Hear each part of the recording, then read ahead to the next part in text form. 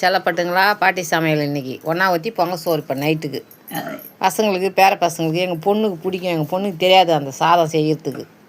நல்லா பச்சை அரிசியை ரேஷன் அரிசி தான், நல்ல அரிசியெல்லாம் கூட கிடையாது. அப்படி ஒன்றும் நல்லா பச்சை அரிசியை கழுவின்னு ஊற வச்சு 2-3 தாட்டி கழுவி வச்சுக்கணும். கழுவி வச்சுக்கின்னு குண்டானை வச்சு எண்ணெய் ஊற்றி கடுகு போட்டு கொஞ்சோண்டு பெருங்காயத்தூள் போட்டுட்டு அதுக்கப்புறம் காஞ்ச மிளகா ஒரு 4 மிளகா கிள்ளி போட்டுடணும்.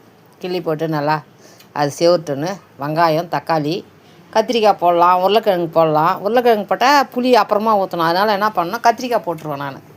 கத்திரிக்காய் பொடியாக அரிஞ்சு போட்டு வெங்காயம், தக்காளி, கத்திரிக்காய் எல்லாம் நல்லா வதங்கட்டுன்னு புளியை கரைச்சி ஊற்றி திட்டமான புளி நமக்கு தேவைப்பட்டது. புளிப்பாக ஒன்றா புளிப்பாக வச்சுக்கலாம். புளிப்பு கூட கொஞ்சம் புளிப்பாக இருந்தால் நல்லாயிருக்கும் சாதம்.